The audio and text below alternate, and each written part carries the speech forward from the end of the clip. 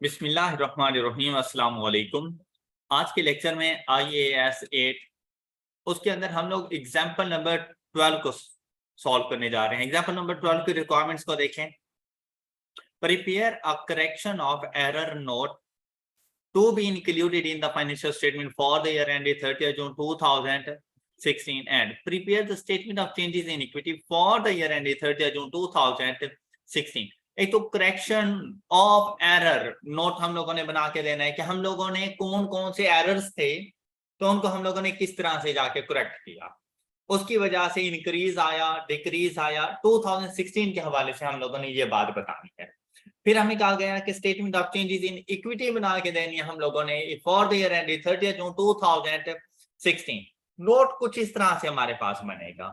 देखिए आप लोगों ने इसी तरह से फर्स्ट पार्ट लिखने के बाद note to the financial statement for the year ended 30th June 2016 और यहां पर हमारे पास आ जाता है द इफेक्ट ऑफ। अब एरर्स का जो इफेक्ट होता रहता है हमारे पास हमेशा रेट्रोस्पेक्टिव होता है, तो इस वजह से उसने कहा the effect of retrospective restatement on the statement of comprehensive income, और वो सारे का सारा उसने हमें यहाँ पर बता दिया। अब वन बाय वन हम इनको देखते जाएंगे। साथ ही आपने सेकंड पेज के ऊपर चले जाना था और वहां पर जाकर आप लोगों ने statement of changes in equity का फॉर्मेट बना देना था। ये for the year ended 30th June 2016 है, 30th जून 2016। अब देखिए इसने कंपैरेटिव्स की कोई बात नहीं की तो भैया आपने कंपैरेटिव्स बनाने हैं। इसने टोटल के कॉलम की कोई बात नहीं की तो आपने टोटल का कॉलम बनाना है। ये हमारी statement of changes in equity के फॉर्मेट्स का पार्ट होते हैं। अब अगर हम लोग बना रहे हैं 30th जून 2016 और साथ में कंपैरेटिव्स भी बनाना है तो हमारे क्वेश्चन का स्टार्ट होना है 1 जुलाई 2014। तो वहां से आप लोगों ने अपने क्वेश्चन का स्टार्ट लेना है और ये क्वेश्चन आपके पास कंप्लीट हो जाना है। अब जब दोनों पेजेस आप लोग साथ साथ लेके चलोगे आप मैक्सिमम मार्क्स गेन करते जाओगे, लेकिन क्वेश्चन को बहुत ज्यादा केयरफुली आप लोगों ने रीड करना है, फिर उसको अंडरस्टैंड करना है, उसकी बात को समझना है कि उसने कहा क्या है। होता यह है कि एरर्स को अंडरस्टैंड करना थोड़ा सा मुश्किल हो जाता है।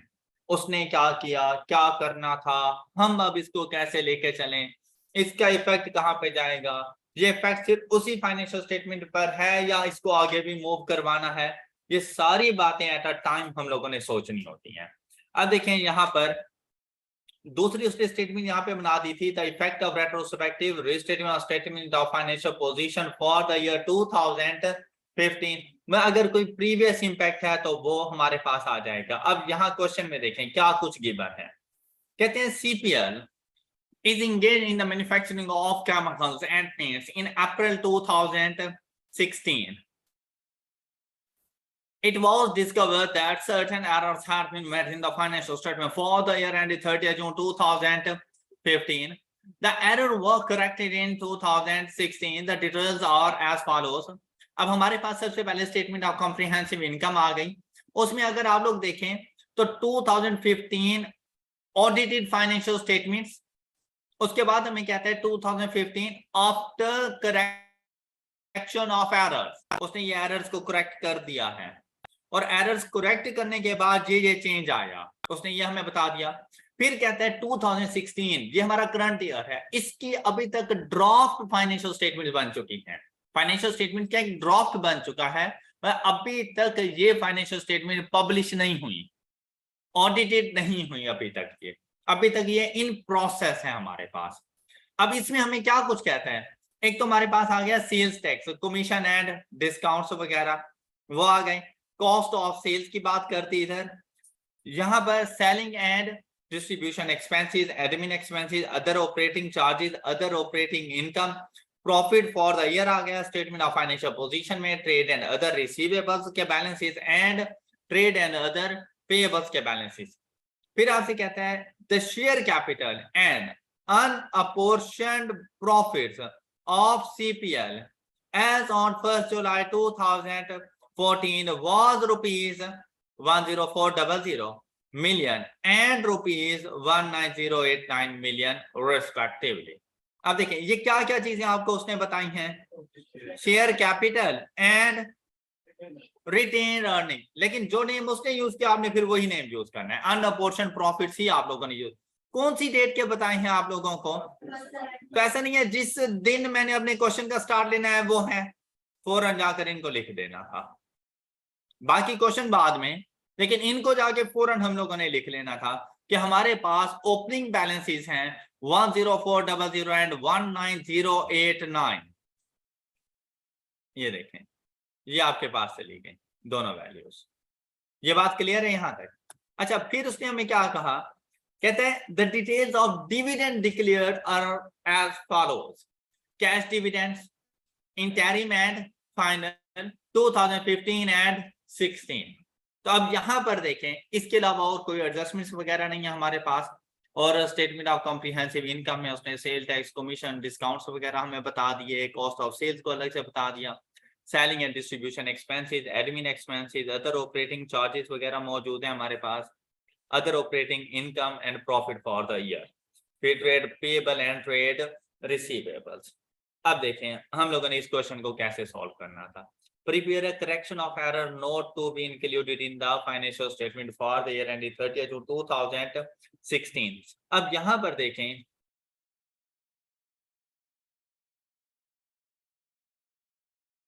टू 2015 और 2016, अब यहां पर उसने हमें बता दिया सेल टैक्स, कमीशन, डिस्काउंट, इनकी वैल्यूज के अंदर डिफरेंस।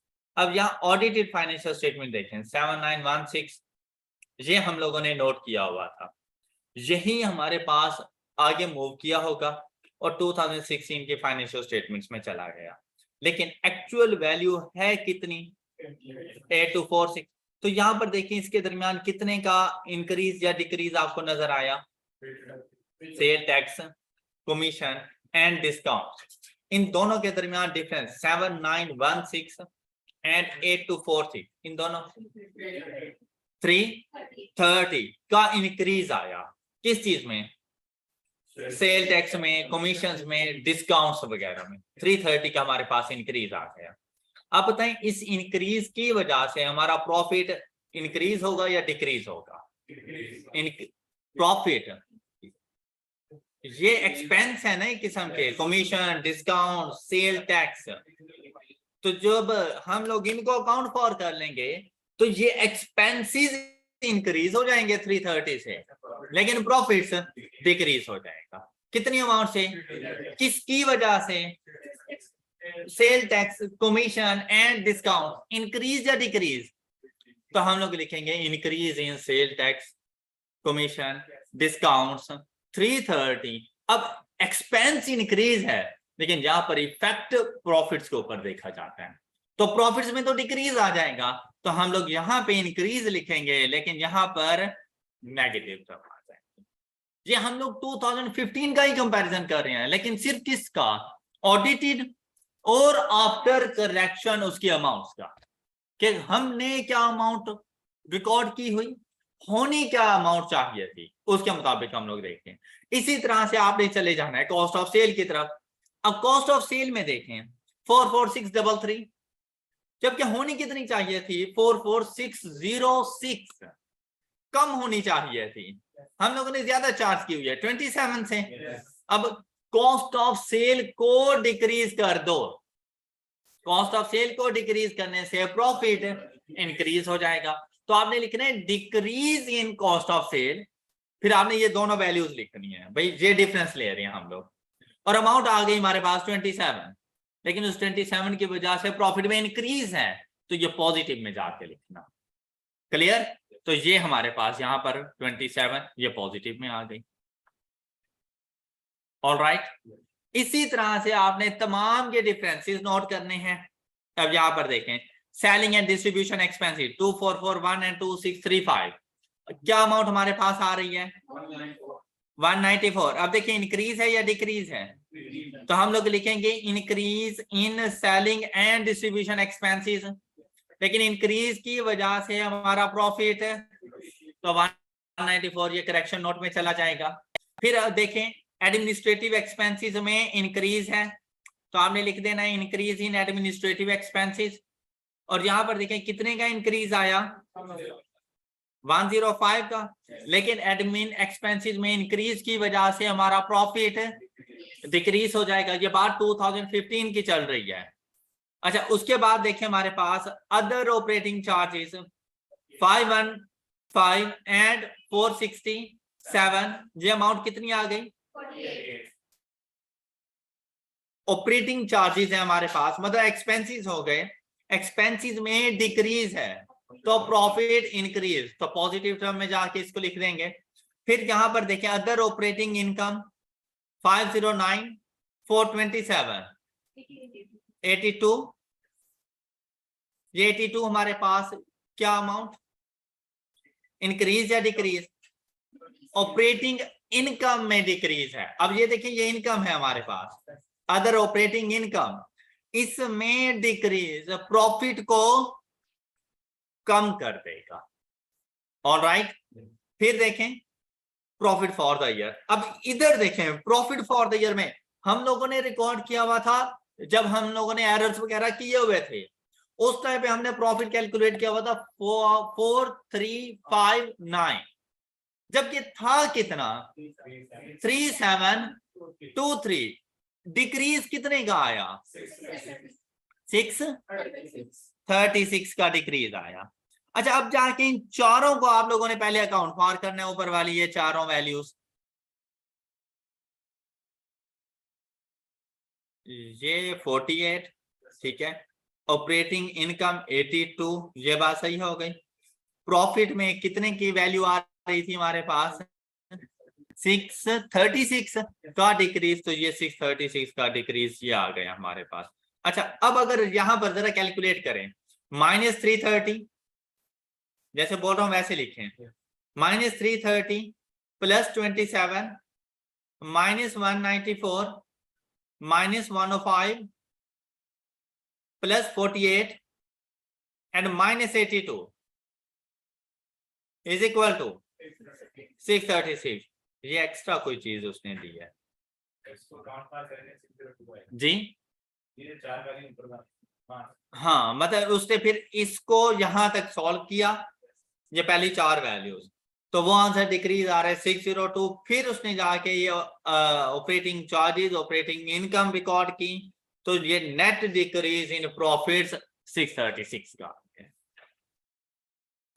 ऑलराइट, कोई फर्क नहीं पड़ता अगर आप ये ना लिखते, तो आप लोग अपनी उसी सीक्वेंस में रहते, एंड पे आके प्रॉफिट में डिक्रीज शो कर देते। 636 का प्रॉफिट में डिक्रीज आ गया। ये बातें क्लियर हो गई सब बच्चों को? अच्छा, अब देखें effect of retrospective on statement of financial position. Financial position के ऊपर क्या फर्क आना है? फाइनेंशियल पोजीशन में रिटेन अर्निंग चेंज हो रही होंगी, ऐसे ही है ना? तो आप ये देखिए, अब हम लोग कौन से ईयर को डिस्कस कर रहे थे? ईयर 2015 को हम लोग डिस्कस कर रहे थे। ये सारे जितने भी एरर्स थे ना, ये हम लोगों ने 2015 के देखे हैं। तो हम लोगों ने तो ये वाला प्रॉफिट अकाउंट फॉर किया होगा 4359, ऐसे ही है ना 2015 का। अच्छा, अब मुझे जो यहाँ पे रिटेन अर्निंग्स बताई गई थी वो कौन से टाइम की थी, कितनी? तो मतलब उसमें मैंने ये वाला प्रॉफिट अकाउंट फॉर अभी किया ही नहीं है जिसमें एरर था। अब मैं क्या करूंगा, मैं करेक्ट वाला प्रॉफिट जाकर इसमें अकाउंट फॉर कर दूंगा। Statement of changes in equity में मैं करेक्ट वाला प्रॉफिट जाकर अकाउंट फॉर कर दूंगा। ये बात क्लियर हो गई सब बच्चों को? अच्छा, फिर देखें यहां उसने आपसे कहा कि decrease in trade debts, trade debts में कितना डिक्रीज है। अब इसके बारे में भी तो उसने आपको बताया हुआ है। ये देखें फाइनेंशियल पोजीशन में क्या क्या चेंज है। 2025 के हमने रिसीवेबल्स रिकॉर्ड किए हुए, जबकि हैं कितने 1613, तो कितने का डिक्रीज आया 4, रिसीवेबल्स को डिक्रीज कर देंगे 412 से। और यहां पर अदर पेबल्स 8670 एंड 8894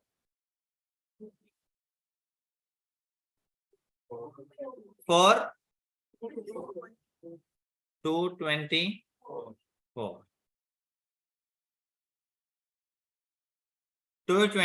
का इंक्रीज आपको यहां पर मिल जाएगा। तो ये उसने स्टेटमेंट ऑफ फाइनेंशियल पोजीशन में 224412, तो total statement of financial position में क्या चेंज हमारे पास आ जाएगा इस तरह से।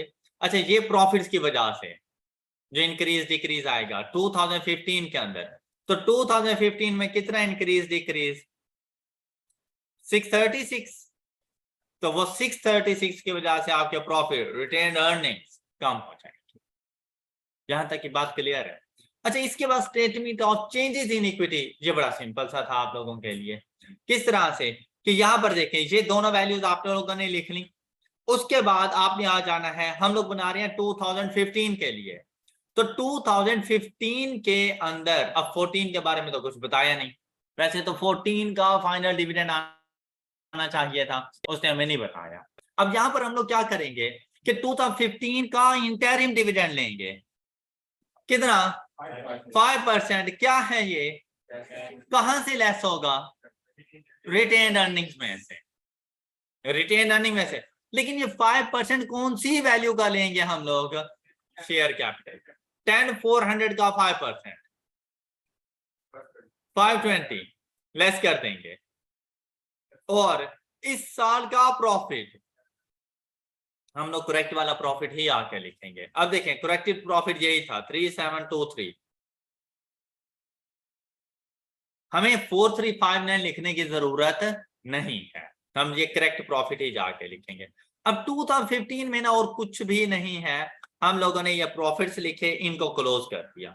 उसके बाद जब 2016 में गए तो सबसे पहले 2015 का फाइनल डिविडेंड 10%, ये जाके लिखेंगे। अब 10% कौन सी अमाउंट का लेंगे, 10,400 शेयर कैपिटल, 1040 कैश डिविडेंड है, तो कहां से लेस करें, ये बात क्लियर हो गई। फिर 2016 का इंटरिम डिविडेंड, अब ये भी 10% है। देखो, शेयर कैपिटल की वैल्यू में अभी तक कोई चेंज नहीं आया। अगर हमने कोई बोनस इशू किया होते, बोनस डिविडेंड होते, तो इसने चेंज हो जाना था, फिर ये परसेंटेजेस भी चेंज कर लेते हम लोग। लेकिन अभी 10,400 का ही 10%, ये इंटरिम डिविडेंड भी सेम अमाउंट के साथ चला जाएगा, और इस साल का प्रॉफिट यहां पर आकर हम लोग रिकॉर्ड कर देंगे। Statement of changes in equity complete हो गई। एग्जाम में बैठे हुए आपने सबसे पहले इसको कंप्लीट करना है, और फिर लास्ट मिनट में टोटल और सबका जल्दी जल्दी टोटल करते जाओ। All right, clear, any question. अब एमसीक्यूज की तरफ चलें। अब ये एग्जांपल नंबर 12 के बाद एग्जांपल नंबर 17, एग्जांपल नंबर 17 में पॉइंट नंबर 1, बाकी सारी एग्जांपल्स हो गई थी आप लोगों से। एग्जांपल नंबर 17 मैंने डिस्कस नहीं की थी। अच्छा, बाकी सारे पॉइंट सब बच्चों को क्लियर है। एग्जांपल नंबर 17 में prepare statement of changes in equity for the year ended 31 December 2014।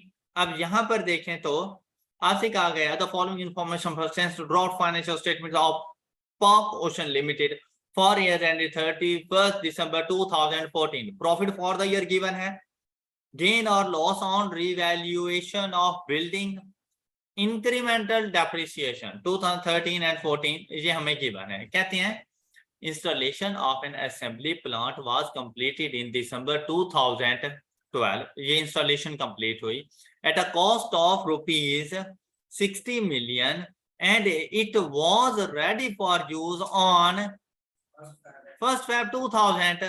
बेटा available for use 1st Feb को है, पूरे साल के लिए डेप्रिशिएट नहीं होगा, just for 11 months इसने डेप्रिशिएट होना है। 1st Feb से 31 दिसंबर, अकाउंटिंग ईयर एंड 31 दिसंबर है, 31 दिसंबर तक।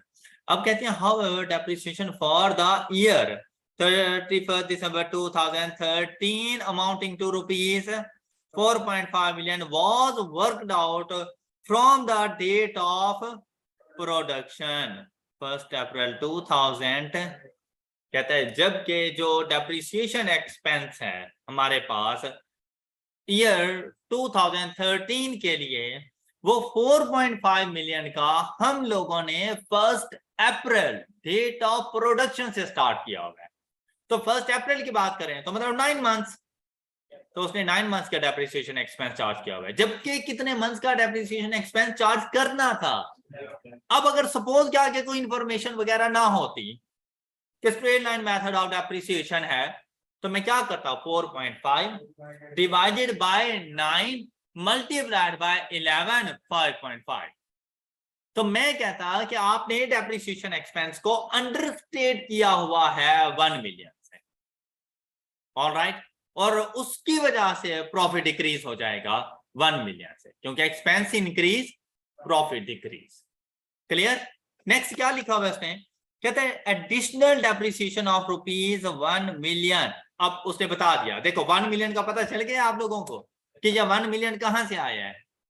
4.5 चार्ज किया, करना था 5.5, 1 मिलियन का एडिशनल डेप्रिसिएशन एक्सपेंस आ गया कि मजीद अभी चार्ज करो। क्या आप लोगों ने अंडरस्टेट इसको रखा हुआ है। अच्छा, फिर उसके साथ क्या हुआ, was included in the depreciation expense for the year 31 December 2014। और ये जो एक्स्ट्रा डेप्रिसिएशन एक्सपेंस है 1 मिलियन का, वो 2014 के डेप्रिसिएशन एक्सपेंस में शामिल कर दिया in an attempt to correct the error. जबकि एरर के लिए ऐसी कोई बात नहीं होती कि आप एक्सपेंस को जाकर दूसरे एक्सपेंस में शामिल करो। हाँ, प्रॉफिट को ठीक करते हो तो बात बिल्कुल सही थी।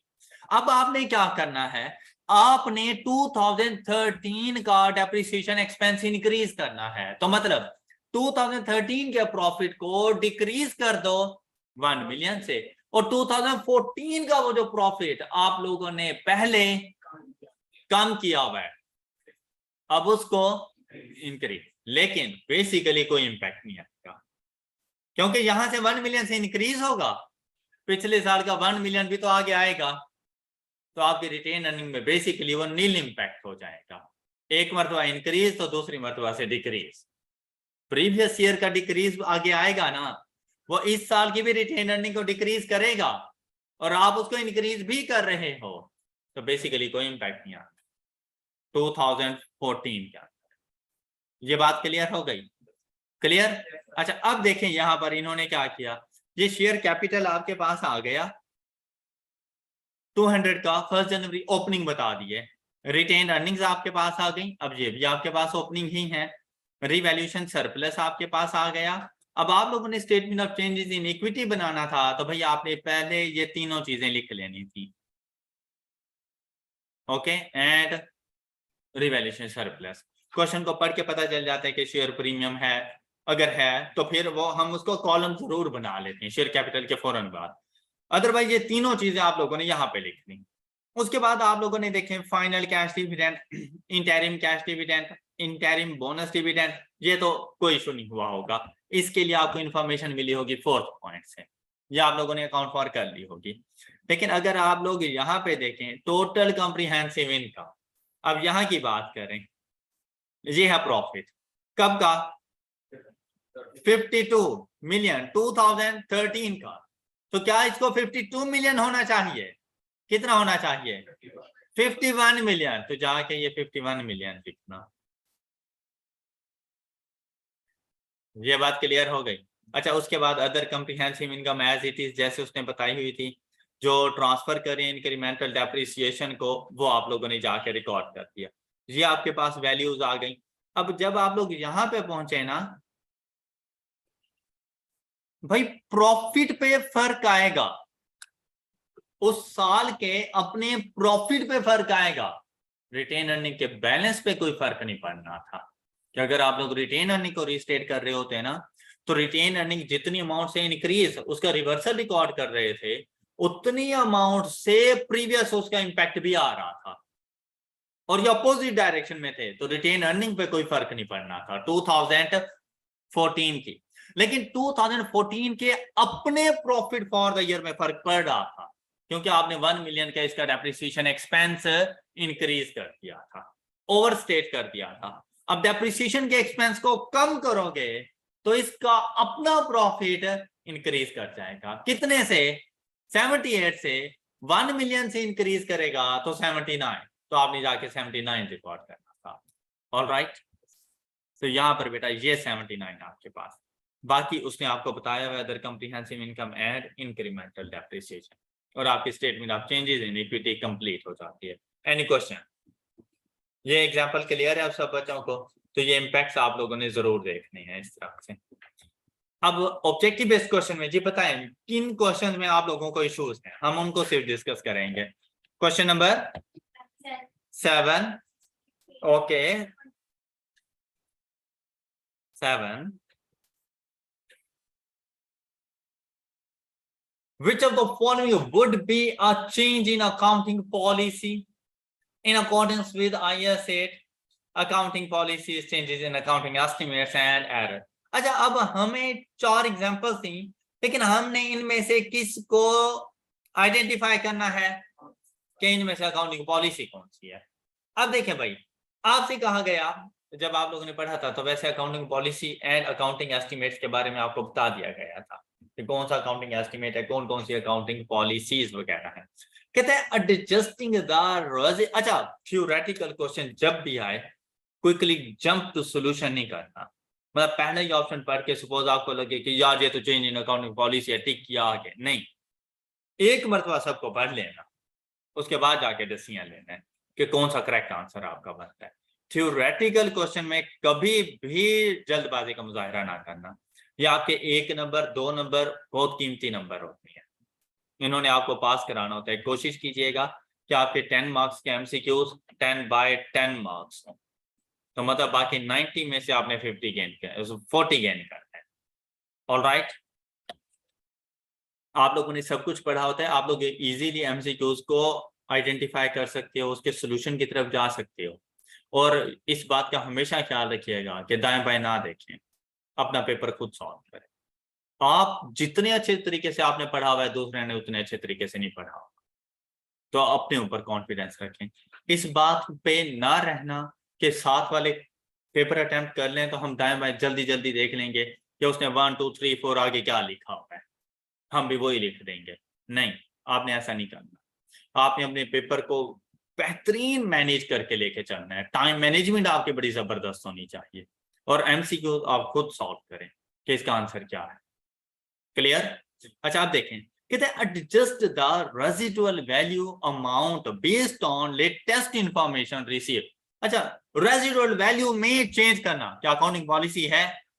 नहीं, अकाउंटिंग एस्टीमेट है। वैसे ये बात क्लियर नहीं हो गई कि रेजिडुअल वैल्यू में अगर किसी किस्म का कोई चेंज आता है तो हमेशा अकाउंटिंग एस्टिमेट्स होता है। कहते हैं change in reporting depreciation charges as cost of sales rather than as administrative expenses. अच्छा, ये जो बात है ना कि भाई आपने डेप्रिसिएशन एक्सपेंस को कहां चार्ज करना है, तो हमने कहा भाई एडमिन एक्सपेंसेस में ही जाते रहते हैं। उसने कहा नहीं, अगर मैन्युफैक्चरिंग बिजनेस है तो क्या एडमिन एक्सपेंसेस में लेकर जाओगे? नहीं।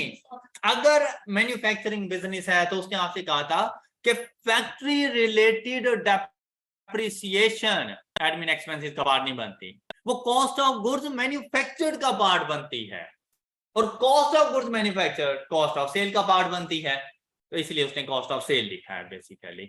तो जब मैन्युफैक्चरिंग बिजनेस होता है तो ये हमारी पॉलिसी होती है कि हम लोगों ने फैक्ट्री रिलेटेड डेप्रिसिएशन चार्ज करनी है कॉस्ट ऑफ गुड्स मैन्युफैक्चर्ड को, और ऑफिस रिलेटेड चार्ज करनी है एडमिन एक्सपेंसेस को। ऑलराइट, अच्छा फिर देखें depreciation charge on reducing balance method rather than, ये भी हमारे पास पॉलिसी नहीं है, ये एस्टिमेट मेथड का चेंज कर देना। फिर reducing the value of inventory from cost to net realisable value. Net realisable value आपका एस्टिमेट नहीं होता रहता, ओके तो कहते हैं reducing the value of inventory from cost to net realisable value.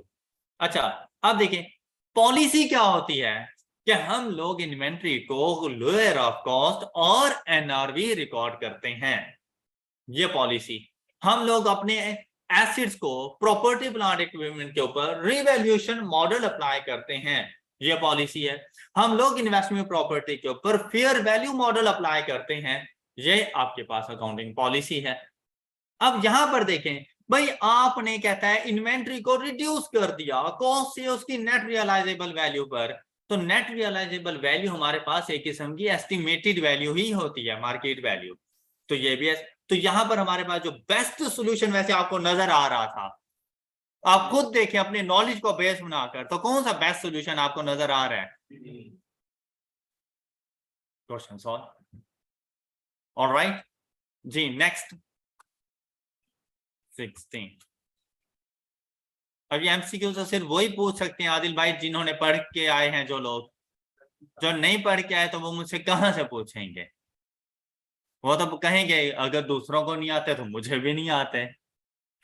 ऐसा नहीं होता, मतलब स्टूडेंट्स का ना बिल्कुल ऐसा ही माइंड होता है कि जब दूसरों को नहीं आए तो मुझे कहां से आने हैं, और जो दूसरों को आ गए हैं मुझे वो भी नहीं आते। तो मैं क्या सर से ये कह दूं 1 से लेके लास्ट तक है? करेक्टिंग द, उसने 12 बोला है ना तुमने। Correcting the recognition, measurement and disclosure of amounts in financial statements as if a prior period error had never occurred. This is हाँ, जाके इसको सेट कर रहे हैं ना, इस एरर को जाके रीस्टेट करना है। रीस्टेट करने का मतलब कि पहले हो चुका है तो अब इसको कुछ इस अंदाज में आके रीस्टेट करो, इसको आके कुछ ऐसा चेंज करो कि जैसे ये एरर हुआ ही नहीं था। ओके, तो रेट्रोस्पेक्टिव रीस्टेटमेंट। ओके, एप्लीकेशंस क्या है कि भाई एरर्स जब होंगे तो हम इनको प्रीवियस पीरियड जिस दिन यह हुआ उस दिन से ठीक करेंगे, ये एप्लीकेशन है। ओके, हो गया एरर, अब उसको ठीक करना है, वो उसकी रेट्रोस्पेक्टिव रीस्टेट। इन दोनों की डेफिनेशन गिवन है चैप्टर के बिल्कुल स्टार्ट में ही। अब आते हैं 16 पे। Directors of Tom Limited are disappointed by the drop profit for the year ended 30th September 2013. The company's assistant accountant Jerry has suggested following: a major item of plant that cost rupees 20 million to purchase and install 1 million installed on 1st October 2010 is being depreciated on a straight line basis over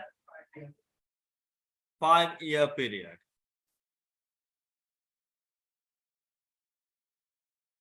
अच्छा, जिस तरह से मैंने highlight किया है ना, उस time जब आप लोग ये पेपर रीड कर रहे होते हैं ना फर्स्ट टाइम पर, और आपके हाथ में पेन होता है, अंडरलाइन करते जाओ इंपॉर्टेंट बातों को कि भाई ये चीज है। फिर ऑन 1st October 2012, और सबसे यहाँ पर ये भी पता चल गया, the production manager believes that the plant was likely to last 8 years in total, जबकि हमारे पास लाइफ कितनी थी? 5 years from the date of its purchase. Jerry believes that as the useful life estimates has increased, the previous year depreciation was overstated. अब उसकी बात बिल्कुल ठीक है कि अगर मैं सपोज 5 इयर्स के मुताबिक डेप्रिशिएट करूं तो डेप्रिसिएशन एक्सपेंस कम है एज कंपेयर टू अगर मैं उसको 8 इयर्स के मुताबिक डेप्रिशिएट करूं। ऐसे ही है ना। फिर मेरे पास डेप्रिसिएशन 5 इयर्स के मुताबिक करूं तो डेप्रिसिएशन एक्सपेंस ज्यादा है, 8 इयर्स के मुताबिक करूं तो डेप्रिसिएशन एक्सपेंस कम है। तो जब मैंने 5 इयर्स के मुताबिक डेप्रिशिएट किया था तो डेप्रिसिएशन एक्सपेंस ओवरस्टेट नहीं कर गया, उसने ये बात कही है। अब उसका ये मानना है कि भाई प्रीवियस ईयर्स का जो डेप्रिसिएशन एक्सपेंस है वो हम लोगों ने ओवरस्टेट किया हुआ है, and it depreciation expense should be reverse in current years leading to increase profits.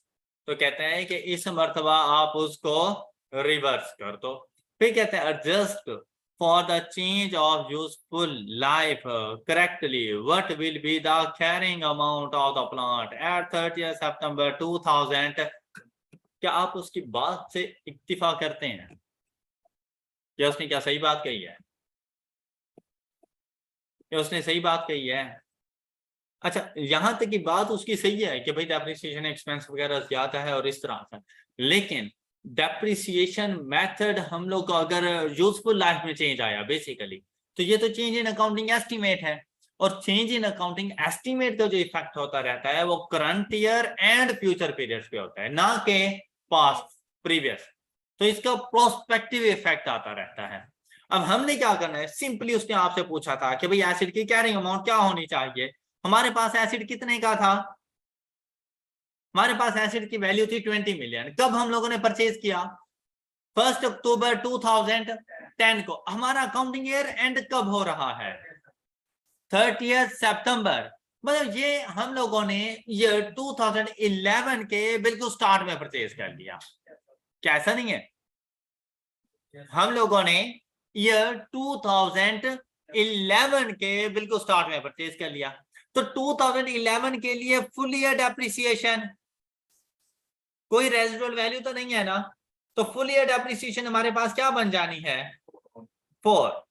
अब इसके बाद इसकी WDV हमारे पास क्या आ जाएगी, 16 आ जाएगी।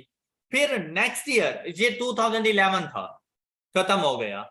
2012, अब ये जो बात है ना 1 अक्टूबर 2012 की है, और मेरा अकाउंटिंग ईयर एंड हो रहा है 30 सितंबर 2012।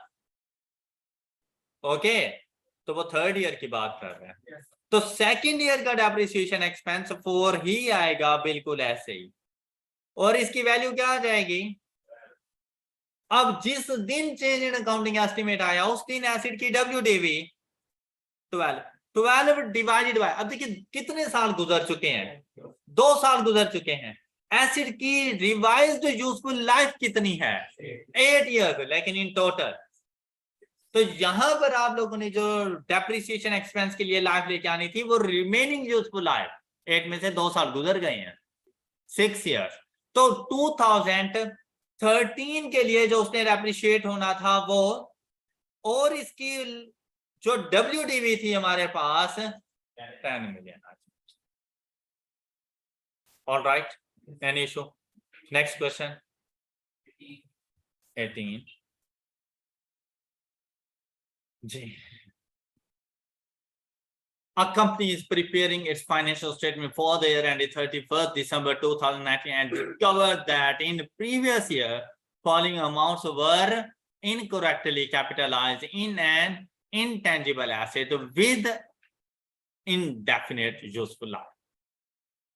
Yes, different years आपको बता दिया, साथ में रुपीज इन मिलियंस आपको बता दिया। कहते हैं what amount should be deducted from retained earnings in statement of changes in equity on 1st January 2018 for correction of the above। अच्छा, अब यहां पर देखो भाई, उसने आपसे ये नहीं कहा 31 दिसंबर 2018, उसने ये नहीं कहा, उसने कहा 1 जनवरी 2018 की रिटेन अर्निंग में से कितना अमाउंट डिडक्ट करें। तो भाई उसमें ये वाली अमाउंट नहीं आ रही, ये साल तो अभी स्टार्ट हुआ है, इस साल इस अमाउंट के बारे में कुछ नहीं करना। क्लियर? अच्छा, अब देखो ये अमाउंट्स आपको बताई क्या है, कहते हैं preparing it's financial statement for the year end 31 December 2019 and discovered that. अब अगर यही बात यहीं पे पूछता ना 31 दिसंबर 2019 या इस तरह से, तब ये वाली अमाउंट्स आनी थी, लेकिन उसने ऐसी कोई, ये कहता है 1 जनवरी 2018, कहते हैं that in previous year following amounts were incorrectly capitalised in an intangible asset with indefinite useful life। अच्छा देखिए, अब indefinite useful life है और ये सारी की सारी अमाउंट्स हम लोगों ने इनकरेक्टली कैपिटलाइज कर दी हैं इंटेंजिबल एसेट्स में।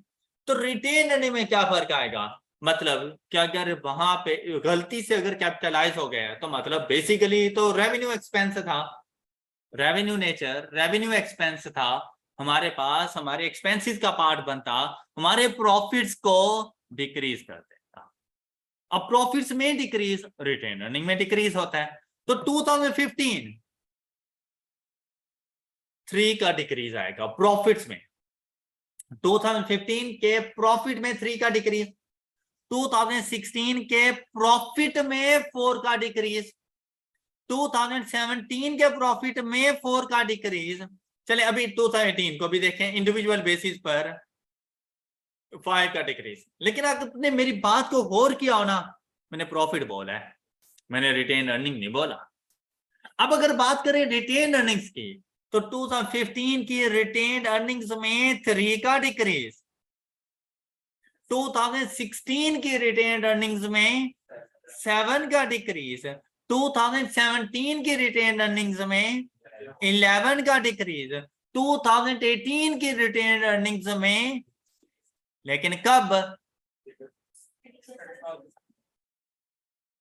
31 दिसंबर 2018। उसने क्या पूछा? तो मतलब वो ये पूछ रहे हैं 31 दिसंबर 2017, जो डिक्रीज इसमें आएगा 1 जनवरी 2018 के रिटेन अर्निंग्स में वही डिक्रीज आएगा, कितने का? तो जाए 11 मिलियन को, बी ऑप्शन। ऑलराइट, क्या आप लोगों को कॉन्सेप्ट समझ आ गया? तो आप लोगों ने डेट्स को बहुत अच्छे तरीके से देखना है कि मैंने अक्सर बच्चे अब यही करते हैं कि 3, 4, 4, 5, 16 का डिक्रीज कर देते हैं। भाई 16 का डिक्रीज 31 दिसंबर 2018 के रिटेन अर्निंग्स में है, मतलब 1 जनवरी 2019 के रिटेन अर्निंग्स में है। बात सही है, लेकिन डेट डिफरेंट थी। तो जब उसने ये कहा 1 जनवरी 2018 और यहाँ पर देखें 31 दिसंबर 2019, तो बेसिकली इसके लिए statement of changes in equity बनाना होगा 2019 के लिए, तो स्टार्ट 1 जनवरी से नहीं करेगा, 1 जनवरी 2018 से। तो उसकी रिटेन अर्निंग को ठीक करेगा तो बाकी सारी ठीक हो गई हैं। ऑलराइट, तो उसको जब ठीक करेगा तो उसकी रिटेन अर्निंग में से 11 का डिक्रीज कर देगा बस, और वो ठीक हो गई है, आगे उसे कुछ करने की जरूरत नहीं है। नेक्स्ट ईयर जब वो आएगा 2018 का प्रॉफिट जो उसे गिवन होगा ना, उस प्रॉफिट में से 5 का डिक्रीज पहले ही कर देगा। ये नहीं है कि गलत प्रॉफिट जाके लिखेगा, वो 2018 का करेक्ट प्रॉफिट ही पुट करेगा। सपोज उसने प्रॉफिट उसको दे दिया गया 60 का, वो 60 नहीं जाके लिखेगा, वो 55 जाके लिख देगा। ऑलराइट जी, नेक्स्ट क्वेश्चन।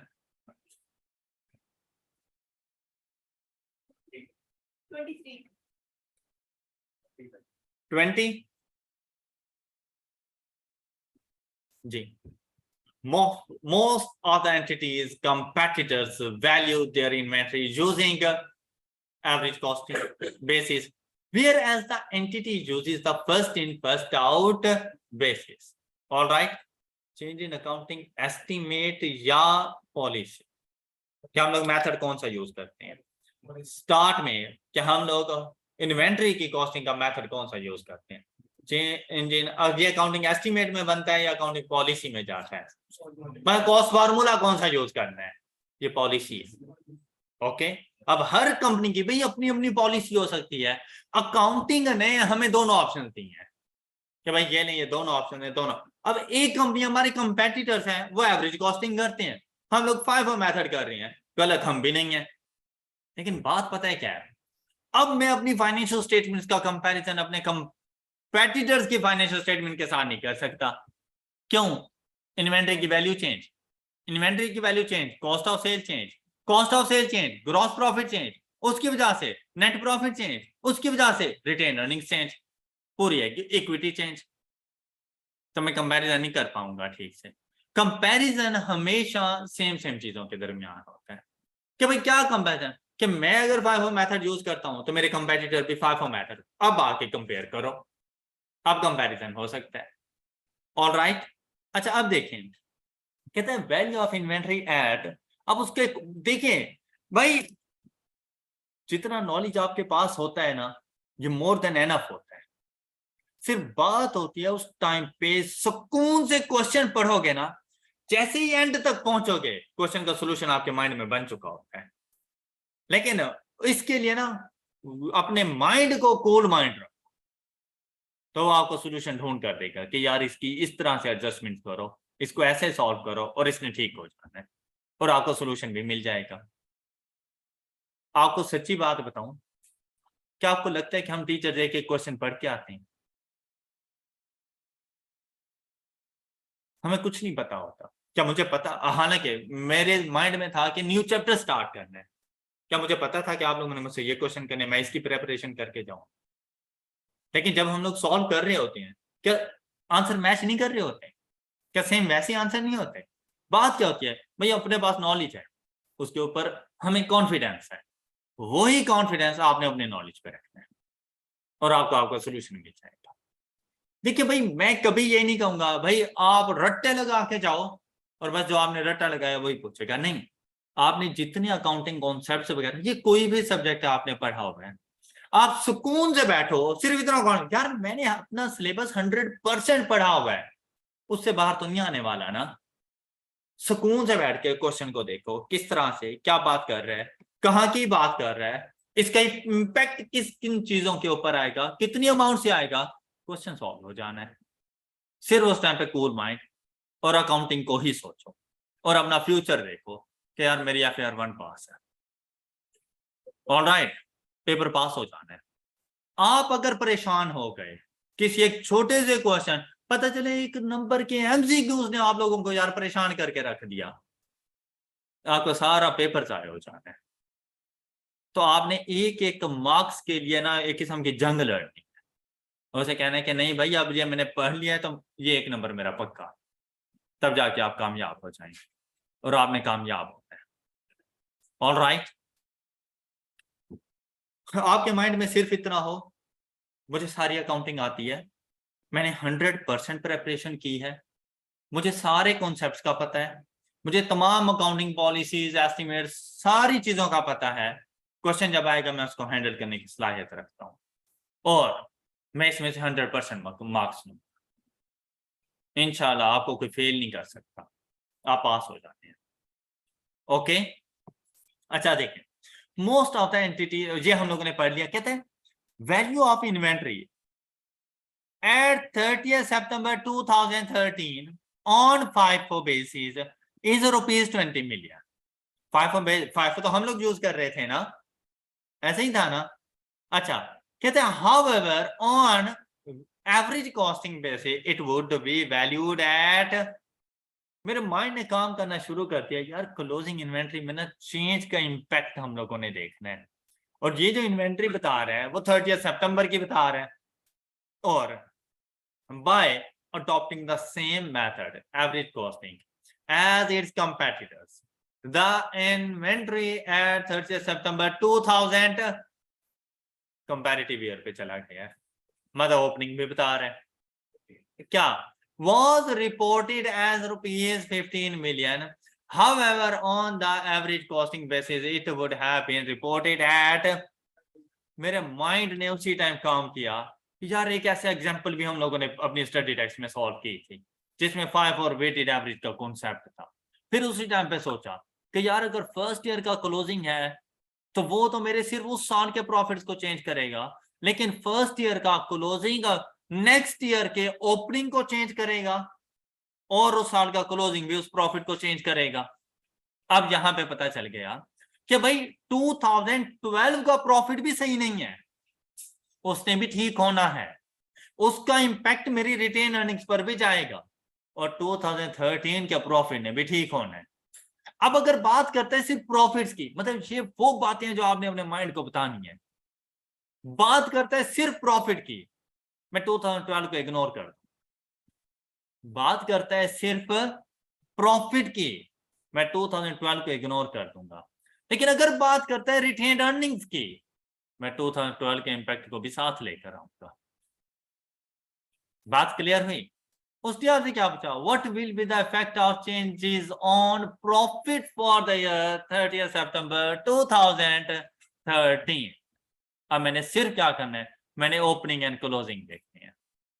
क्या एंटिटी की बात कर रहे हैं कि वो FIFO मेथड यूज कर रही है एंटिटी, अब अगर वो जाती है एवरेज कॉस्टिंग के ऊपर तो प्रॉफिट के ऊपर इफेक्ट क्या आएगा। क्वेश्चन को अंडरस्टैंड कर लिया हम लोगों ने कि क्वेश्चन में ना सिर्फ इतनी सी बात पूछ रहा था। अब आपने ये देखना है, सबसे पहले आ जाए ओपनिंग क्लोजिंग। ओपनिंग क्लोजिंग में इंक्रीज डिक्रीज देखें कि मैंने ओवरस्टेट की हुई है ओपनिंग इन्वेंट्री या अंडरस्टेट, मैंने क्लोजिंग इन्वेंट्री को ओवरस्टेट किया हुआ है या, सबसे पहले ये बात आइडेंटिफाई करें, बाकी चीजें बाद में सोचना। अब सबसे पहले चलते हैं ओपनिंग इन्वेंट्री। मुझे पता चला कि यार अगर मैं बात करूं एवरेज कॉस्टिंग की तो वैल्यू कितनी है, और अगर बात करूं FIFO मेथड की तो नहीं नहीं, देखो 31st December, the inventory at 30th was reported as 15 million. However, on average costing basis, it would be, ये FIFO मेथड है, जबकि एवरेज कॉस्टिंग से 13.4 मिलियन। मुझे पता चला यार मैंने ओपनिंग इन्वेंट्री 15 मिलियन रखी हुई है, जबकि मुझे रिकॉर्ड कितनी करनी चाहिए 13.4 मिलियन। मैंने अपनी ओपनिंग इन्वेंट्री को ओवरस्टेट किया हुआ है, कितनी अमाउंट से? Opening increase in opening inventory, सिर्फ इतना लिख लेना अभी। ओके, ऐसा ही है ना? अच्छा, ये बेसिकली मैंने मतलब ओवरस्टेट करके रखा हुआ है तो 1.6 मिलियन का। तो अब इसके लिए मुझे क्या करना पड़ेगा? ओपनिंग इन्वेंट्री को डिक्रीज कर लो कि ओपनिंग इन्वेंट्री डिक्रीज हो जाएगी कितनी अमाउंट से? 1.6 मिलियन से। यहां तक की बात समझ आ गई है? अब चलते हैं क्लोजिंग के ऊपर। क्लोजिंग देखें, कहते हैं कि on the FIFO basis is rupees 20 million, जबकि एवरेज कॉस्टिंग के ऊपर मैंने 20 मिलियन रिकॉर्ड किया हुआ है, जबकि रिकॉर्ड करना कितना था? तो मैंने अपनी इन्वेंट्री को ओवरस्टेट किया हुआ है। क्या करूंगा? डिक्रीज इन क्लोजिंग इन्वेंट्री, कितनी अमाउंट से? ये बात आइडेंटिफाई हो गई। अब आपने आना है कॉस्ट ऑफ सेल या प्रॉफिट्स की तरफ। तो आपने देखा ओपनिंग इन्वेंट्री, हमने पढ़ा था ओपनिंग इन्वेंट्री में इंक्रीज हमारे कॉस्ट ऑफ सेल को इंक्रीज कर देता है और प्रॉफिट को डिक्रीज। मैंने आपसे कहा था कि भाई आपने ये बात सिर्फ याद रख लेनी है कि क्लोजिंग इन्वेंट्री और प्रॉफिट के दरमियान डायरेक्ट रिलेशनशिप है।